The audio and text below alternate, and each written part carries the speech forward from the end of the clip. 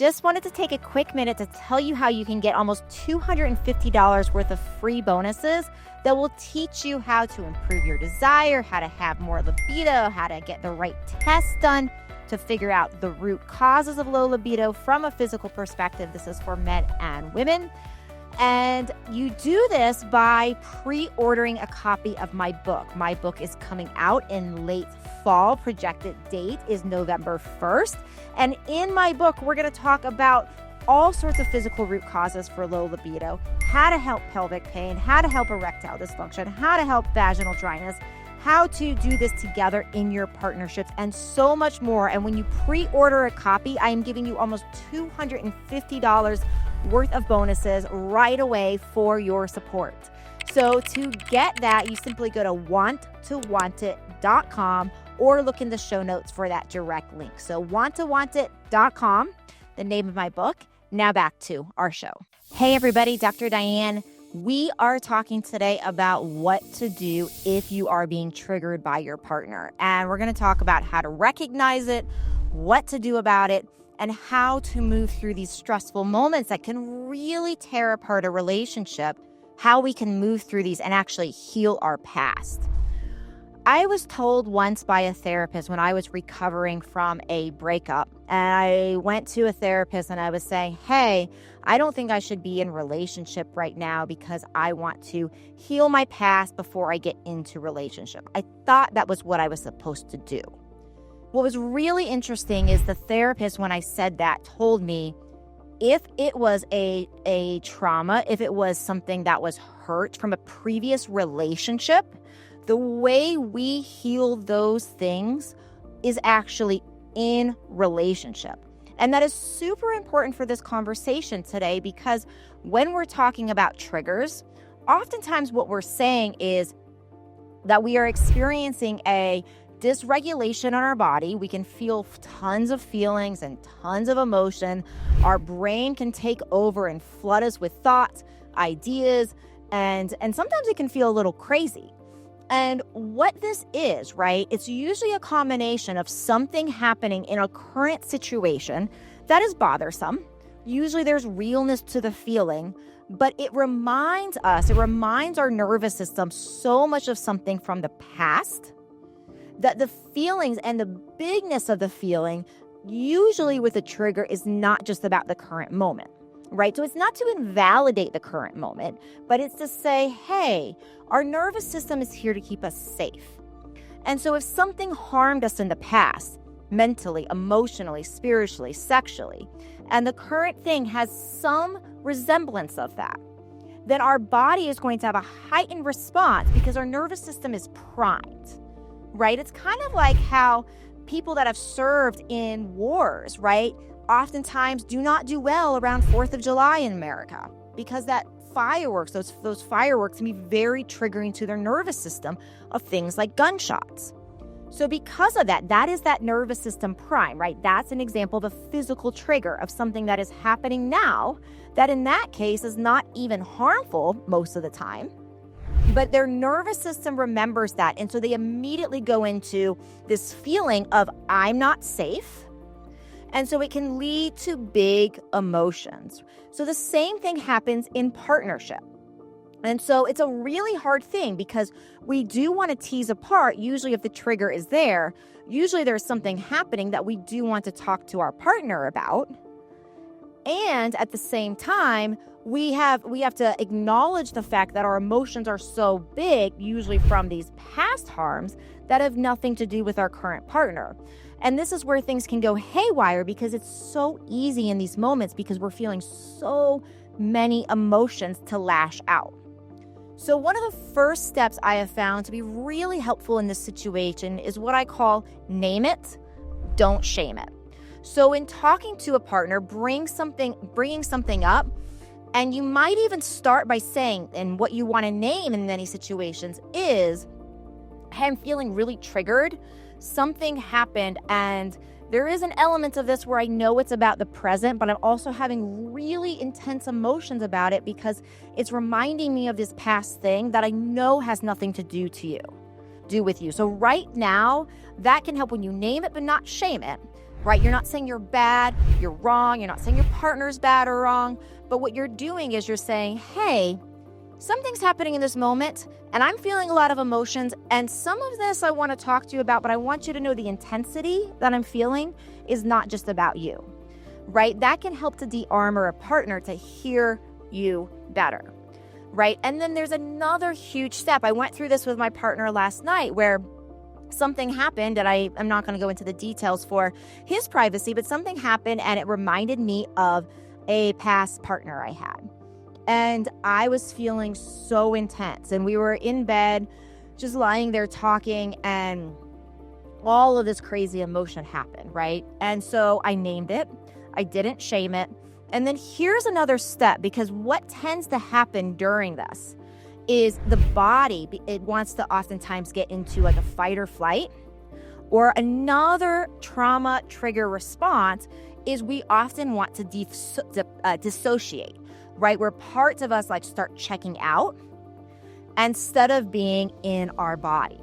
If you haven't taken a minute yet to go to wanttowantIt.com to get your bonuses, almost $250 worth of free bonuses for pre-ordering my book, I recommend you do that now. We're going to go through so many reasons and so many solutions to fixing low libido for both men and women. It is action-packed with solutions from supplements to diet to lifestyle to lab tests you should talk to your doctor about to physical routines you can change.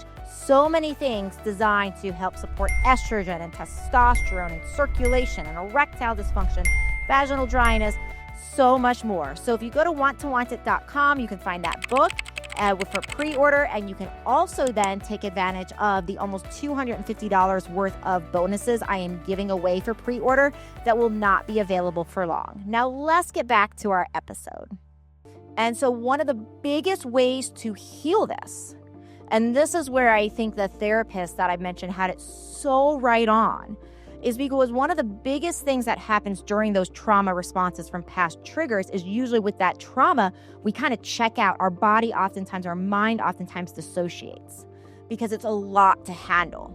So part of healing is feeling similar emotions, but allowing ourselves to stay present to the intensity of those emotions in our body. And if we have our partner support on this, it can go so far. So what I basically said to my partner last night, and this is an example for you guys, is I was like, hey, this thing that happened, it's not really feeling very good to me, and here's how it's impacting me. I'm wondering if this could be shifting, and if this could be shifted, right? So I said, hey, I didn't even make him wrong. I just said, hey, this thing, not really feeling good. Here's the impact it's having. Can we talk about this shifting? And I let him know, like, I'm feeling so much intensity because of XYZ from the past, right? And in order to heal, we do have to have partners that are willing to show up and do the work too, right? So in this situation, my amazing, kind partner held me, heard me, and we just sat and held each other. And one of the things that I was doing during this time is I was finding myself checking out, and that dissociating was happening. But because I know this, I was able to recognize it. And then what I started doing was breathing deeply into my body and internally saying things like, this is not the same thing as before. You have a partner that listens to you now. You have a partner that is here for you now. And I just allowed myself to relax into his presence and kept, every time my mind would want to check out, I would actually bring it back.